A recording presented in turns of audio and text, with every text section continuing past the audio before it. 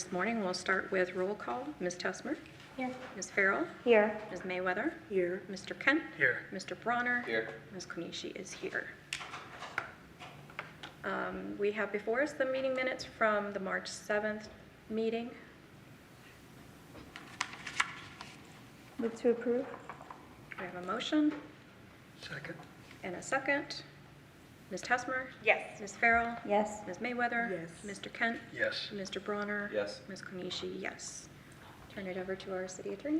Good morning, everyone. Welcome to the Zoning Board of Adjustments and Appeals. This is a board comprised of volunteer members of our community. They're appointed by our city commission, and they are charged with listening and deciding requests for variances from our land development code and granting such a variance where literal enforcement of our code would create an undue burden or unnecessary hardship, and granting such a variance would be contrary to public interest. The way the procedures will work today is each applicant will be called forward. You can either come to the center podium or have a seat, but we'd ask that you please speak in the microphone so we can all hear you. And then state your name and address for the record, as well as give a brief description of what you're requesting before the board. The board will have an opportunity to ask any questions, and then city staff will also be given an opportunity to present any information to the board. If there are any members in the audience that we wish to speak for or against a particular variance, they'll be given an opportunity to do so as well during the hearing. I'd ask, if you are planning on speaking today and coming up before the board, that you'd stand at this time and raise your right hand, and I will go ahead and swear you in. Do you swear or affirm the testimony you're about to give is the whole truth and nothing but the truth? Thank you. Turn it back over to our chair. Thank you. Our first applicant is the Lakeland Community Redevelopment Agency. This is a request for a 2-foot high variance to allow a maximum fence height of 6 feet in lieu of the maximum height of 4 feet for residential fences and walls located in front and side yards to allow the placement of a 6-foot high chain link fence along the front and side street property lines on the property located south of West Parker Street, north of East Myrtle Street, east of North Tennessee Avenue, and west of North Kentucky Avenue. Who is here to represent that? If you could step forward, please.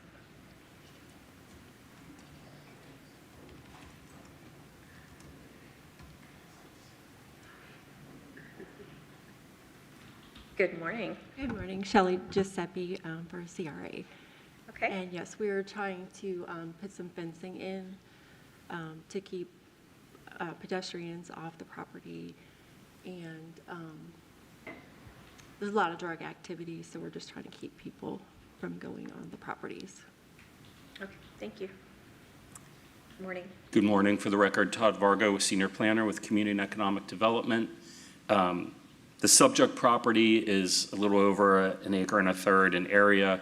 It's this entire block here that is bounded by Parker Street on the north, Kentucky on the east, Myrtle Street on the south, and Tennessee on the west, minus the alleyway. So what the CRA is asking is to put a 6-foot fence up along the boundaries to keep out unwanted people. It's been used for, people loiter there, they do other things there. And some illegal dumping, some vehicles have driven along there too. But it's owned by the CRA, and they're planning on redeveloping it. They're going to be putting out an RFP later this year with the goal of redeveloping the property for a multifamily residential mixed-use development, hopefully within about 2 years. So this is temporary. Once site work begins, I'm sure they'll take it down. So normally at the intersection of roads, there is what's called the clear visibility triangle, which keeps things off of the corner so that motorists can see to make the turn. So we went ahead and contacted traffic operations to see if they would have an issue, since this is a chain link fence. You know, and again, this is temporary. If they'd have a problem if this fence encroached into that clear visibility triangle.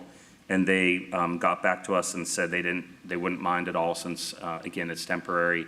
Chain link is see-through, and also, what was the other one? Oh, the streets around that block are low speed. So this is looking at the corner of Kentucky and Parker. This is going to take you around the site. This corner of Kentucky and Myrtle. This is Myrtle in Tennessee. This is Parker in Tennessee. And then this next slide is from looking across Parker, looking south onto the subject property. And then here is the site plan that was presented. Again, it's not really to scale, but this is the alleyway that runs between, that bisects the block into a northern block and a southern block. We recognize this variance is for fencing of a temporary nature to restrict access to the property until redevelopment moves forward.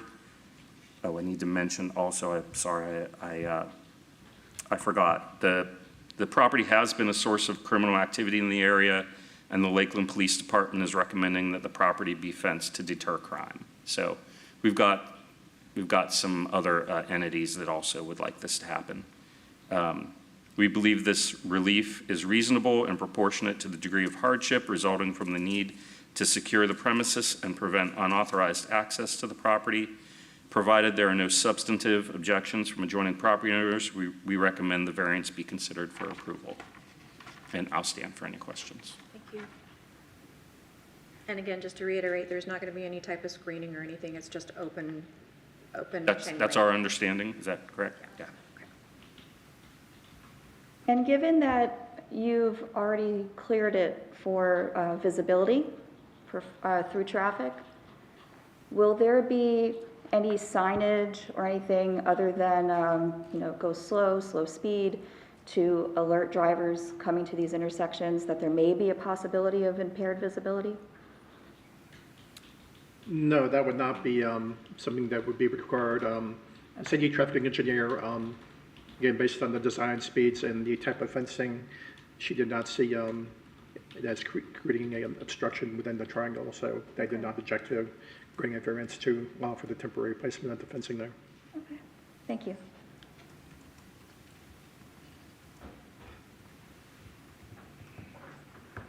So if we're granting, we're just granting temporary. Will not be permanent for whatever comes in afterwards. Move to approve. Second. A motion to approve in a second. Ms. Tesmer? Yes. Ms. Farrell? Yes. Ms. Mayweather? Mr. Kent? Yes. Mr. Bronner? Yes. Ms. Konishi approved. Thank you. Thank you. Thank you.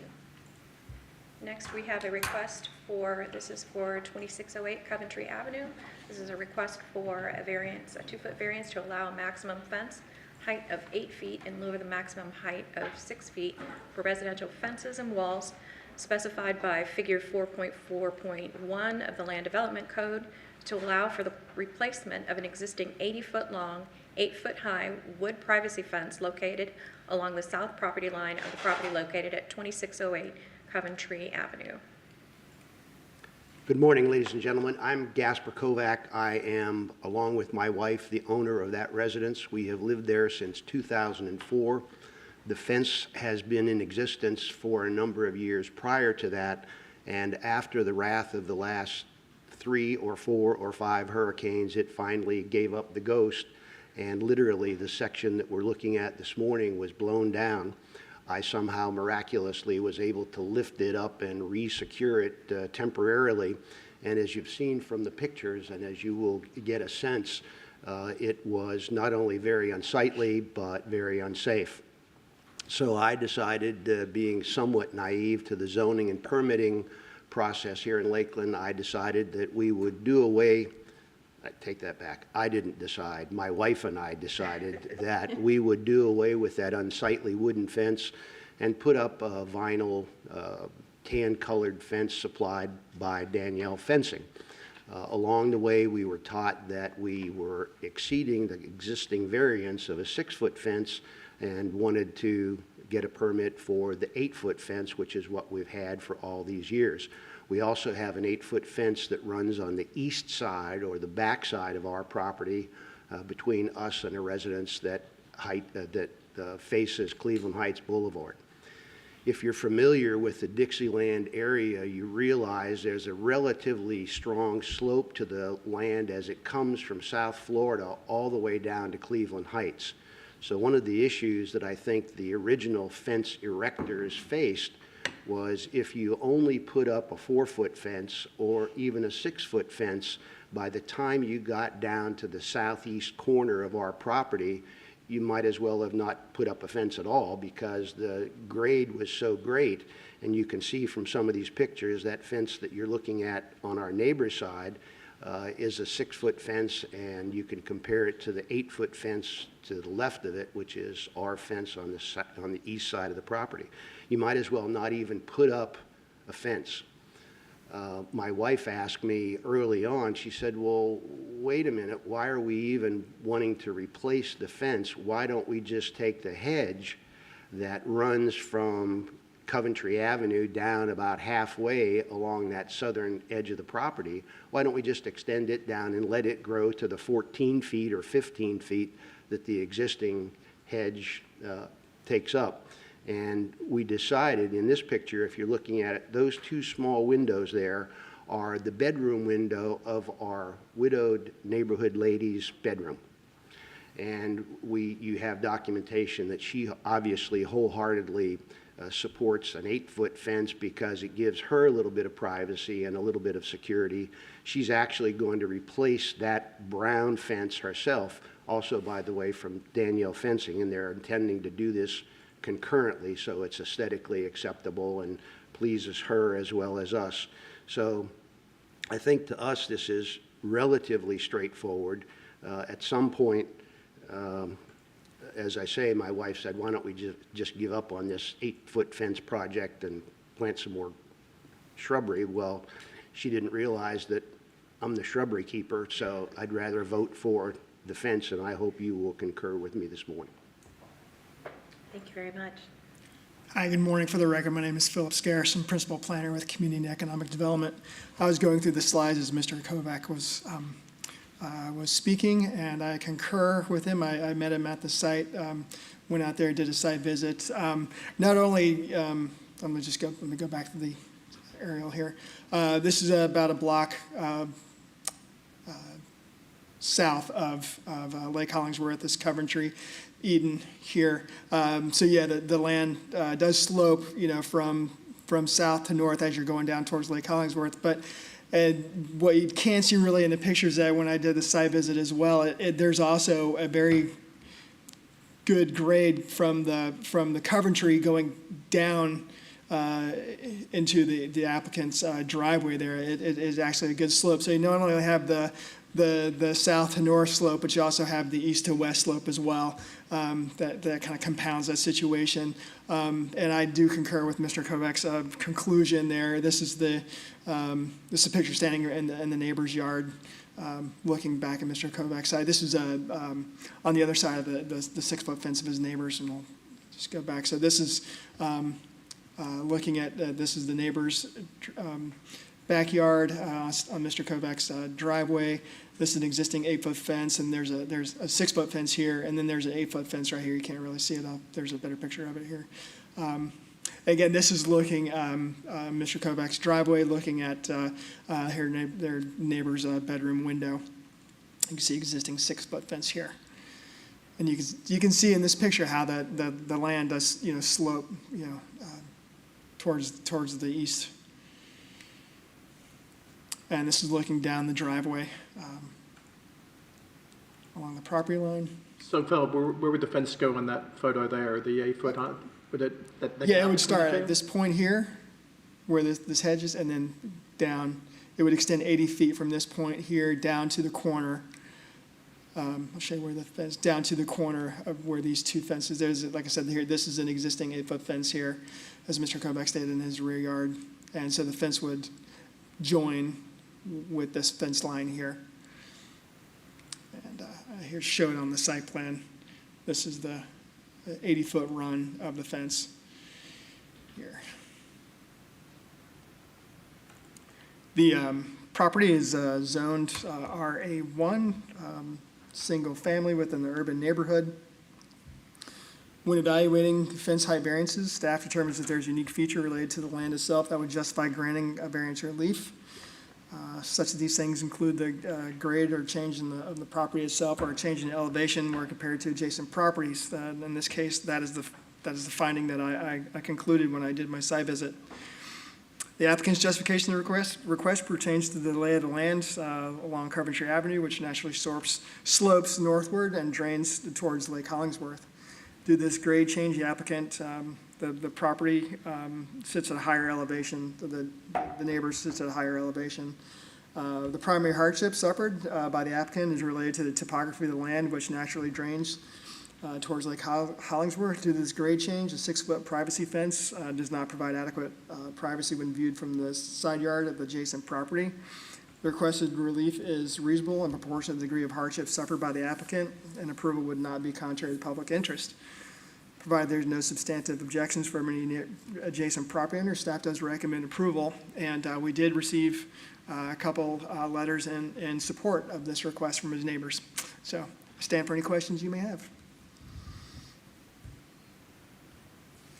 So the fence that was there was torn down during the hurricane, and it's already been removed, and we're just replacing. Yes, You're just ma'am. replacing an 8-foot that was already in existence. Extensive rehab clearing was done to not only that fallen fence, but also I took it upon myself to help the neighbor lady and remove a lot of trash and debris and excess material from her side of the yard as well. So it's all been cleaned, it's ready to go. It's, as you see in the picture, it's ready for installation. Okay.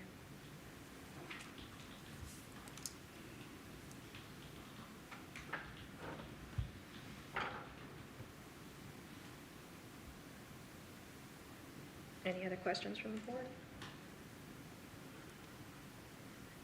Move to approve? Second.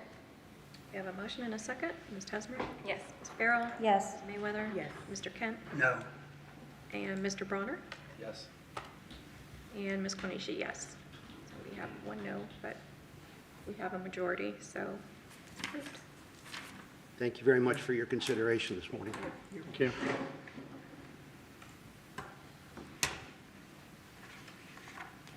Next, we have an application for 301 Alamanda Drive.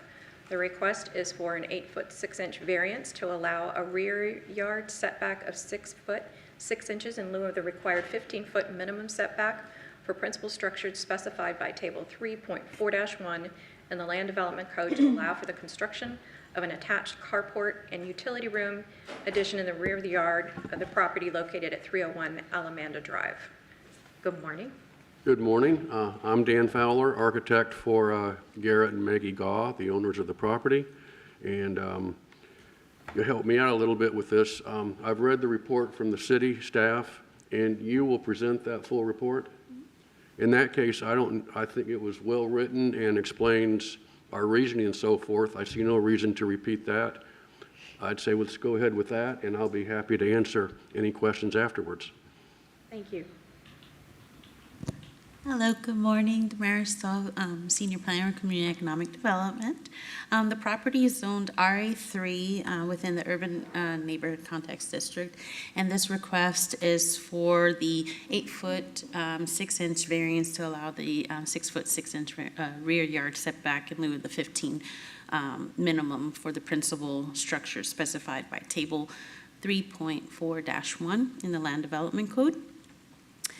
To allow for the construction of an attached carport and utility addition in the rear yard of the property located at 301 Alamanda Drive. The subject property consists of 80 foot wide by 111 foot deep corner lot with an existing home of approximately 1,900 square feet that was built in 1929.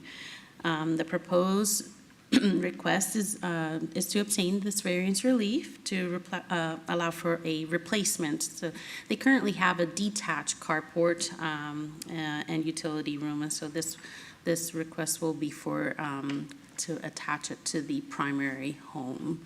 And so just this here is the front of the home facing south. And this is the northeast corner of the property facing southeast. And this here is the southwest corner of the property facing east towards the existing carport. And let's see here. This is the southeast boundary facing west towards the existing utility room. And lastly, this is the southern boundary facing east in between the property line and the existing. The following site plan shows the proposed location of the utility room and carport. As you can see, it'll be away from the current utility easement that is off on the border here, the southern border. And then this here is the proposed elevation for the new construction. Applicant's justification for this request pertains to the lack of space in the rear yard.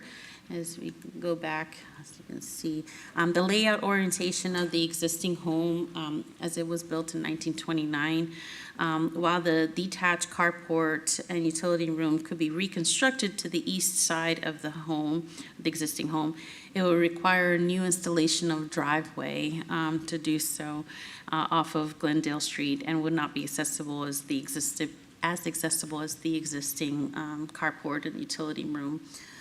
So the request relief would not be contrary to public interest. The hardship suffered is not a result of any action taken by the applicant, and the result request relief is reasonable in proportion to the degree of hardship suffered by the applicant. Provided there was no objections from the adjacent property owners, staff recommends the request to be considered for approval.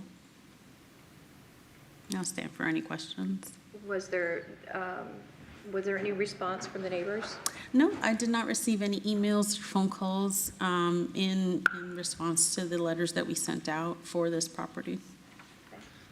And the footprint is the same footprint? It's not going to extend over, it's just going to be where the existing carport is, or the utility room is? No, it'll be attached now, because if you see,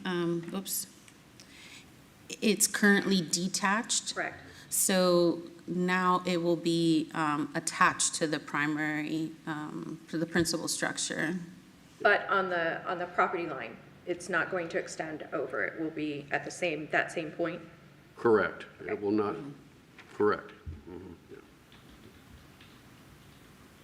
It's going to be, the current carport is a little narrower than today's standards, so we're starting at the same place to stay away from the easement, but attaching it more or less to the home to make it a little bit wider for today's larger vehicles and such. And also, the new second floor is a new master suite that allows us to tie in the master suite to the home below with stairs and such. And so by attaching the new utility room, the new structure, that would thereby increase the entire house. Isn't that correct, Matt? Yes. Okay.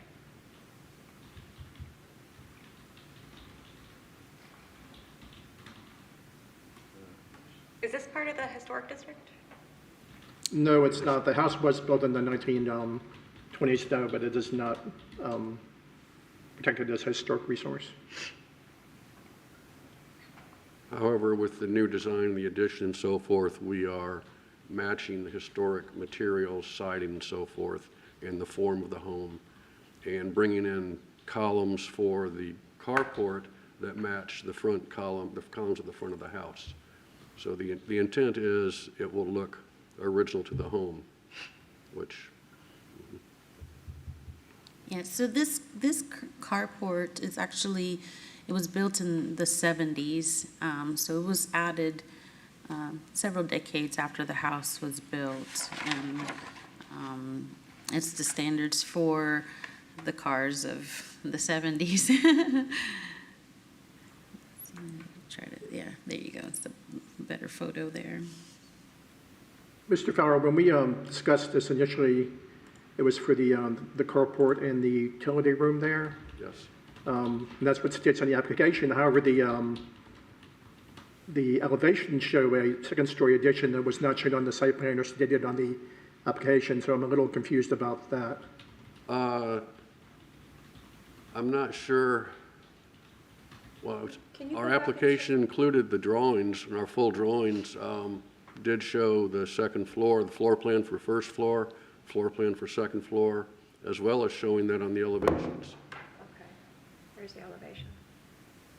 So in addition to adding, okay, I see. So in addition to adding this new structure, there will be a second floor above that Correct. as well. I see. That's not, is that stated in the, No, that would be my concern. We did not include that as part of the notice, and based on my conversation with the applicant and what's on the application, that was not really considered when we reviewed the application, so. Because the roofs can overhang, on that point. I mean, the board can always consider a lesser impact, but if it's a greater impact that wasn't properly noticed in part of the application, that might be something we need to take into consideration, maybe continue and renotice it. that's what I was going to ask. Can we continue this and then revise the application? Yeah, that would be my suggestion to renotice it because it wasn't clear from the application, Correct. and based on my conversations with the applicant that was what was intended here. So we would need. That would give, yeah, that I would Yeah, somebody would. entertain a motion to continue. Somebody would need to make a motion to continue. Move to continue? Second. A second. Ms. Nesmer? Yes. Ms. Farrell? Yes. Ms. Mayweather? Yes. Mr. Kent? Yes. Mr. Bronner? Yes. Ms. Konishi, yes. So we're not saying no, we're just saying, let's get a little bit. They more just give you an clear. opportunity to revise the application, and then we can properly notice it with the correct request. Okay, thank you. Thank you.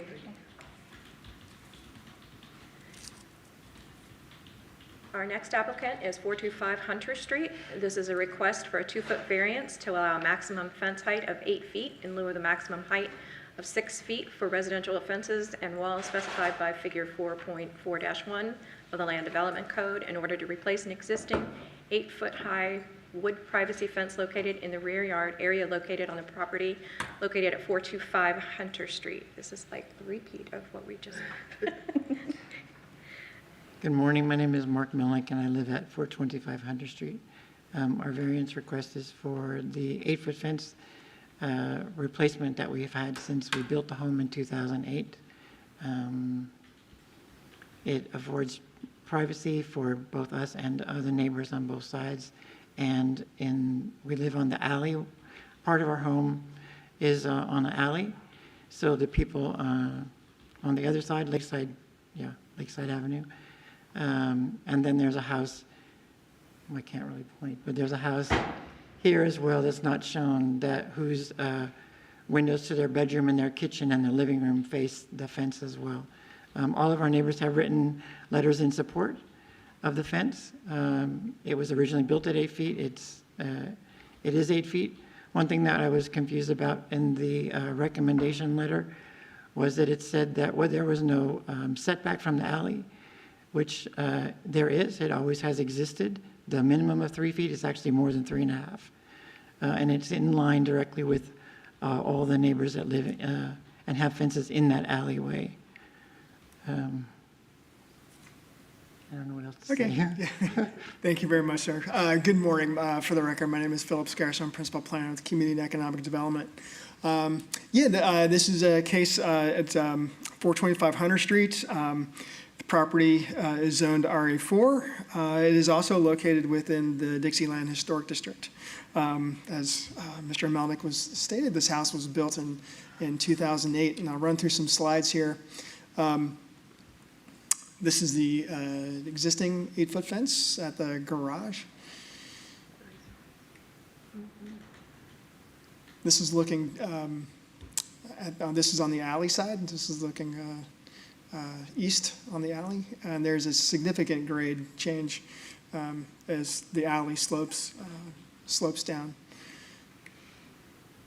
And this is looking back up the alley towards Hunter, as you can see. This is not exaggeration. This is how sloped that alley is. This is a view from the rear yard. I had to kind of like peer over the fence, but one of Mr. Melnick's, or a couple of Mr. Melnick's justifications in his application was that the neighboring residents, these residents did send us an email, a letter stating that they are in favor of the request. This is the existing 8-foot fence. They have teenage children. They play basketball. There's also a fire pit back here. Those are things that Mr. Melnick had noted, but I was keying in on the distance from the house to the fence line, which is there's a 5-foot side yard setback. With the overhang here, it's less than 5 feet. As you can see, this existing 8-foot fence, you brought it down 2 feet. You're basically, you're losing a ton of privacy here. With you can definitely tell the grade change. You're basically just looking out at, your neighbor's roof. So I was keying in on these factors, other than Mr. Melnick's, citations of, the neighbors' kids playing balls and having balls, go over in their yard, which are, good reasons, but staff keyed in more the elevation change and the proximity to these of this structure. Continuing around, this is looking in from the corner on the other side from Dakota Street as well. And this neighbor here also sent a letter in support. So this is the 8-foot fence there. And you see the house on Dakota that runs behind the applicant's house. So this is the survey. This would be the 8-foot fence that we run along here.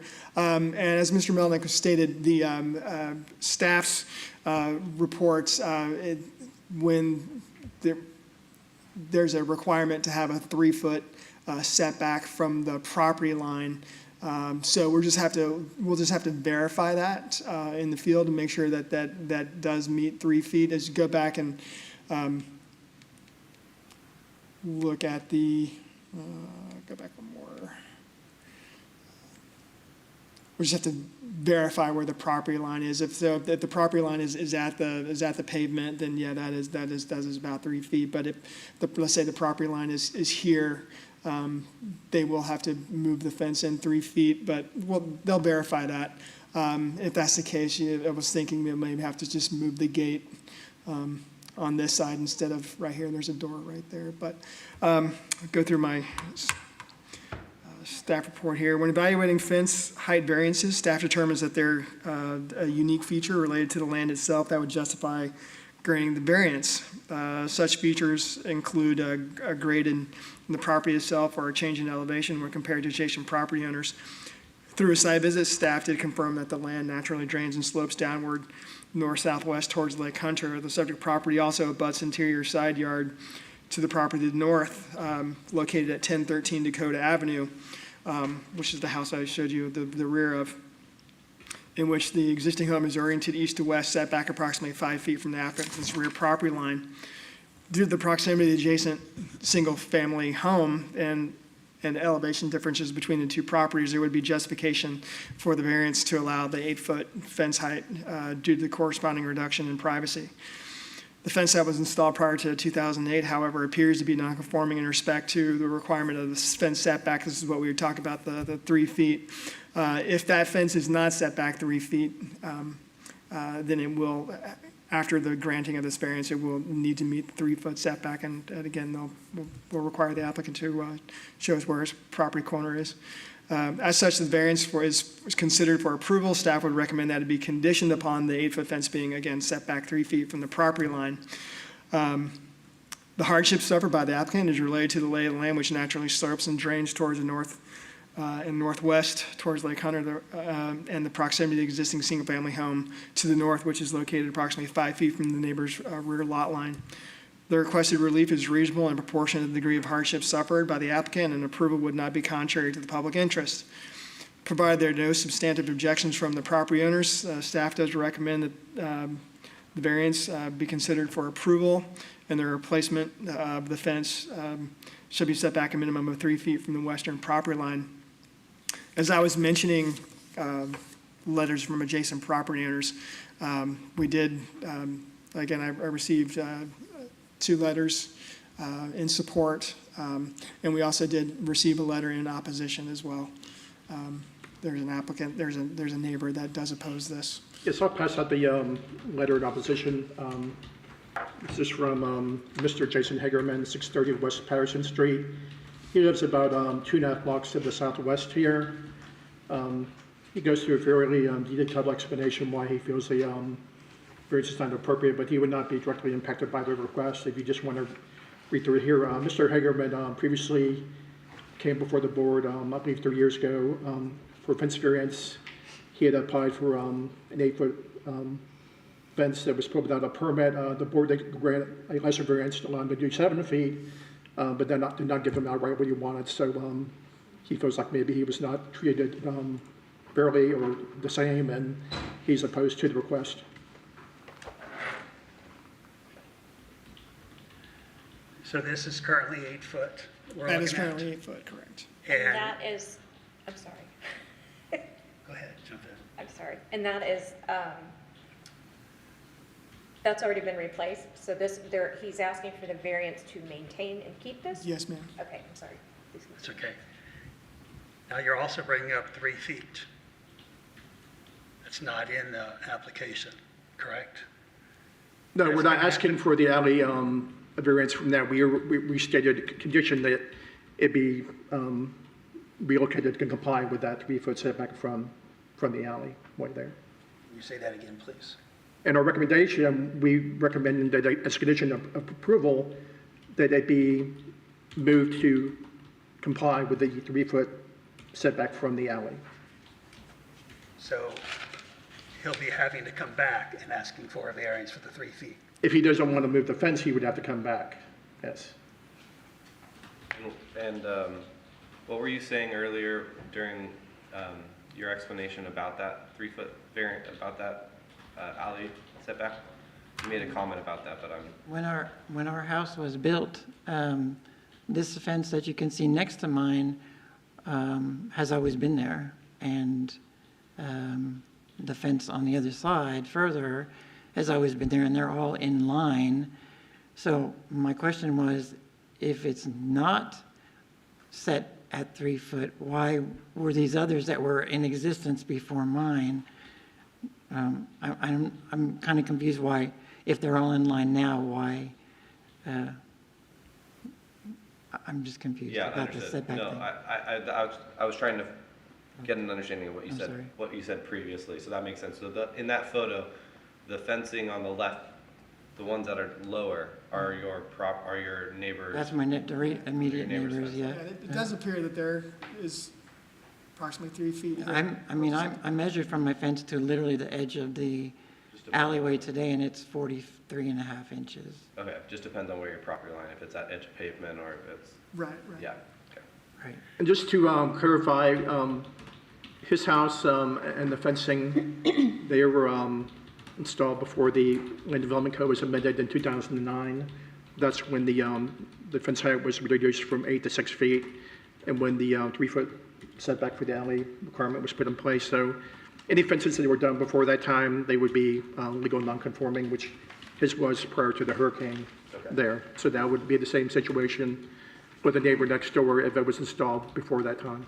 And are you wanting to replace the entire fence, or I see on your application it says existing fence was built in 2008, replacing fence panels damaged due to hurricane and would leave an uneven, attractive fence because the panels would be 6 feet. Right. So are you replacing just panels, or are you No, replacing the entire? the entire fence. The panels that were damaged are on the other side of the house, the Dakota house, our neighbors on the other side. Okay.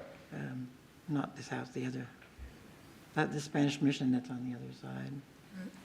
Yeah, based on our correspondence with Mr. Bunnick after the storm there, approximately 60% of the fence had to be replaced. So that would meet the threshold for the entire fence to come in conformance. That makes sense. The photos, the fence looks just so nice, so that's why. It's a very well, I mean, it's a very well-maintained Yeah, fence, well obviously. maintained. Yeah, you've stained that very well, Yes. so. When we built our house, we took extra care and we followed the historic recommendations for the windows, for the columns in front of our house. We designed the house to look as if it had already been there. We often get people telling us what a great remodel we did, and that's a compliment because it is a new build rather than a restoration, and it does fit in, we feel, to the neighborhood very well, including the fence. So. I live a couple streets over from you guys, and I drive by regularly, and it is a very beautiful property, and I love all the bromeliads in the front, so very nice, very nicely done.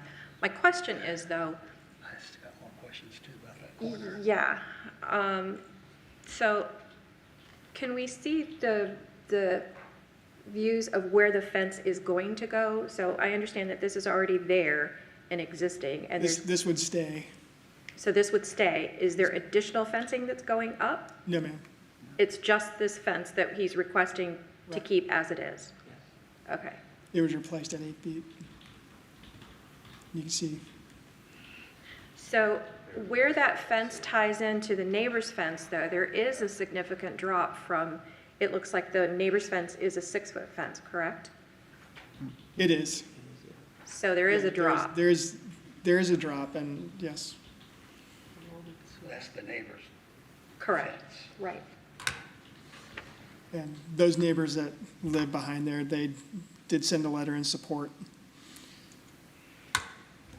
And what about the ring of fire? I see in the letter of opposition, there was a statement about that.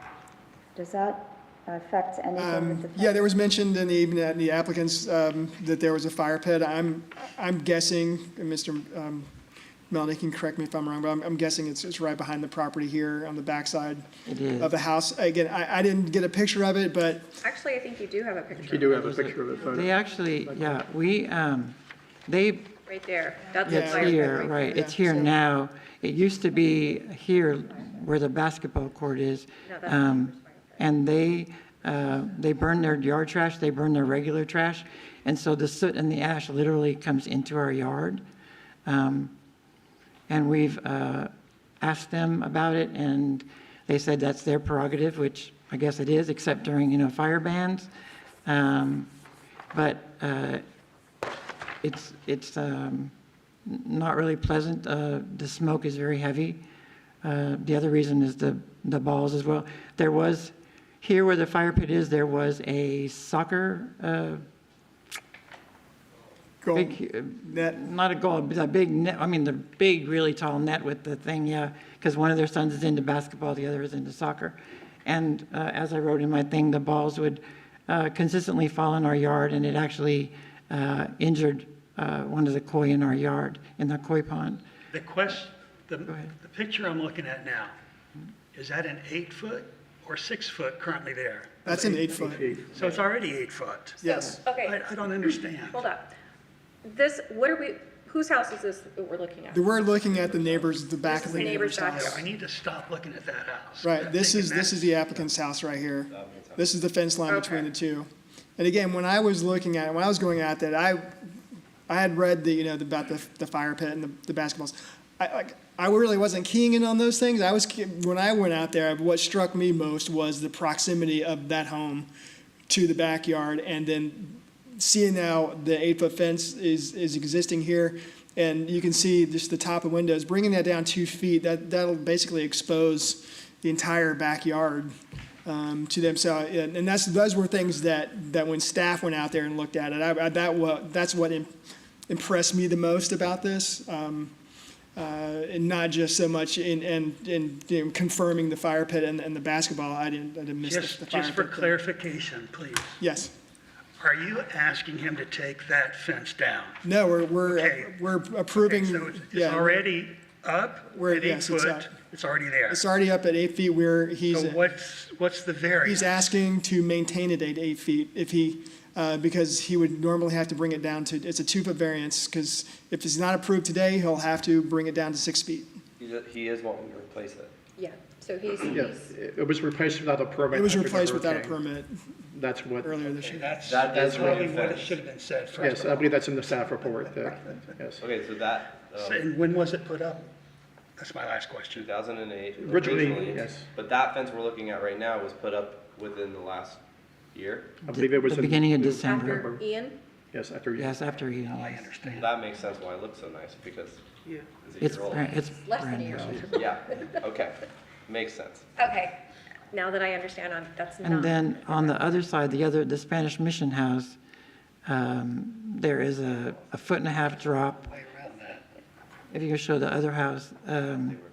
So you can't see their house, but to the very left of this image is their bedroom and their kitchen and their living room, And this is looking at your house with your the fence. side of my Right, house. Your Okay. house is Which your is fence, already- right? You can't see the house, the edge of the Spanish Mission is at the very This is standing on Dakota. right, So that would be looking to the east, correct, from Dakota? east, Yes. correct, yeah. So you can see how it kind of slopes down to the It is a big slope, yes. northwest. Yeah. Okay, looking west, I'm sorry, yes.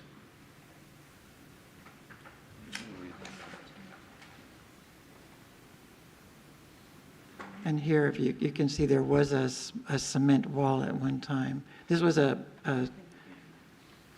guess in the 50s, maybe, this building was actually a bodega, and there was a cement fence, and so there's a drop of 1.5 feet. So Where that little chair is, it goes, it's a real. let me ask, I did have another question. Okay. So the 3 foot, are you asking us to put that in the approval for today? As a condition of As- approval. As a condition to make sure that the fence is set back 3 feet from the property line. If it's not, he'll have to move it. If it is 3 feet, he can stay. Yeah, the 10-inch relates 3 feet from the alley, is in the code, so we would have to go out there and verify there. I believe Emily Foster, when she initially made contact with them back in November, she made them aware of that requirement. Generally, we require that whenever they have to replace a fence. Can you eyeball it and estimate? Not from the photos, I mean, yeah. Sir, if you're going to come up, you've got to come up and speak in the microphone. And I don't know if were you sworn in earlier? You can come on up. And if you can raise your right hand. Do you swear or affirm the testimony you're about to give is the whole truth and nothing but the truth? Thank you. Concerning the 3 And feet, if you could state your name for the record. hi, my name is Tom Lawrence. I do live at 425 Hunter Street. This is my husband, Mark. And the 3 feet from the property line, I'm just wondering if our fence sits within the 3 feet and it's too close to the road, which supposedly the reason there's a 3 feet variance is because of the waste management trucks being able to get through there, and they have no problem with that. In one of the pictures, you'll notice in the neighbor's fence, where all of our fences run even, the tree is closer than 3 feet. If ours is not, that tree is closer to the alley than any of the fences. And the trees even further down are even closer to the alley. So, I mean, if we're trying to make it so the waste management truck can get through there, wouldn't those trees, wouldn't the neighbor's fence have to come back also?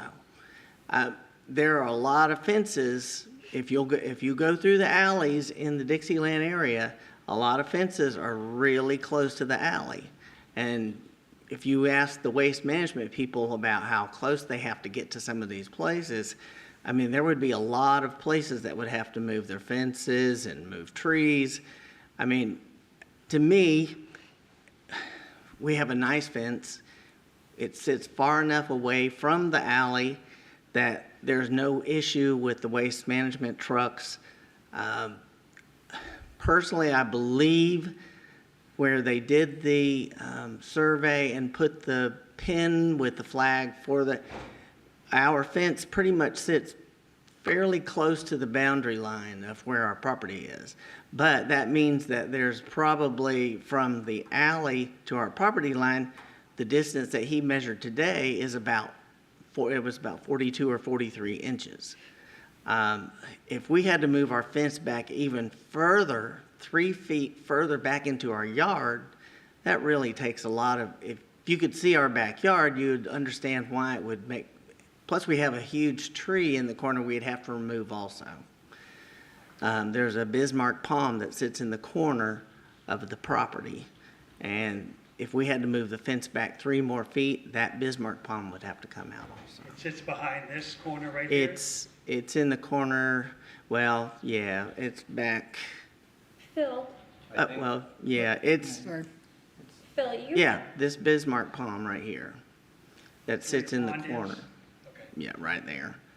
It's easily within the 3 feet if we had to move that fence back 3 feet. Phil, when you were talking about this initially, you said something about moving the gate. Were you measuring 3 feet from the alleyway, or are you measuring 3 feet from a different location? No, I would just, if saying if they had to, I'll just use this. If their property line is, let's say, let's pick a point right here, and they have to move this fence 3 feet from that, they're gonna lose that gate. All right, There's now I no understand what question. you're But they could, in lieu of that, they can move the door, move the gate on the other side, or just hinge it off the main post there. So there's a gate right here instead of on the side. That's all I was mentioning. Matt, do you know if the land development code is 3 foot from edge of pavement of an alley, or is it 3 foot from the property line? Generally, it's within 3 feet from the right-of-way. Typically, in the historic districts, the alley right-of-way is 10 feet wide. There are some exceptions where it's a little bit wider, but generally the intent was to maintain a 3-foot separation from the alley surface to the fence there to keep a clear zone. So we have had cases in the past where we. They might be within it. They yeah. might not, they might be fine, or might not. Like I said, it's 42 or 43 I inches. think probably the best thing to do is. I don't think that's the issue. I mean, it looks to me like it's 3 feet. And if it's not, they can always come back for a variance to. Yeah, that would be a not- separate that's what I request. would- Yeah. Yeah, the reality is those alleys, even when they're paved, sometimes the asphalt goes onto private property. It's not all neat and clean like you have in the ideal world. So there have been cases where they had met the intent of the code, but they may not be exactly right at 3 feet from where the right of way is. I think the issue that we really need to review and discuss is the 8-foot fence. And after reading through the letter of objection to that, their objection was they had an 8-foot fence and they had to take it down because it wasn't approved. So they had to cut the fence down to 6 feet because it was visible from the road. Looking at this fence, this would also be setting that precedent to say, okay, well, we approved this 8-foot fence in the past.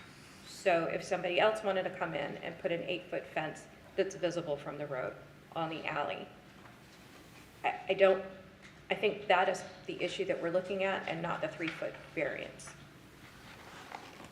Okay. And they're not requested, it's not a 3-foot variance, it's Correct. just that 3-foot, that's conditioned that they Correct. just meet the code. So Correct. they're just looking for a variance for the fence height. Correct. Yeah, just to clarify, I mean, the letter, it's not an apples-to-apples comparison. There were some Right. differences in terms of, the context and how it was, what was being requested there. And I believe also the neighbor in this case was not supportive of the request. In this case, we do have both of the neighbors, so it is a little bit different than what Right, he's no, I suggesting. agree. I just want, I wanted to clarify, this is. Sure. We're looking at the fence height, that's what we're talking about today. And Matt, did you mention and I haven't had a chance to read what the objections were, but was it, the board recommended 7 feet versus 8 feet Well, he requested 8 feet. In his case, it was a new fence that was put up without a permit, and staff did not support it. Our recommendation was denial based on it being a self-imposed hardship. The board, however, was sympathetic with the applicant. They did approve a lesser variance to allow a 7-foot high fence there, so they felt like he maybe deserved something, but not the entire 8 feet. That was my recollection. So in this case, with regards to the letter, that was an applicant who did not have an existing fence and put up an existing fence at 8 feet, which was not Correct. code. It was correct. He did not have it. And in the case here that we're dealing with, you had an existing 8-foot fence, you just replaced the 8-foot fence. Okay. Okay. They didn't, okay. Yeah.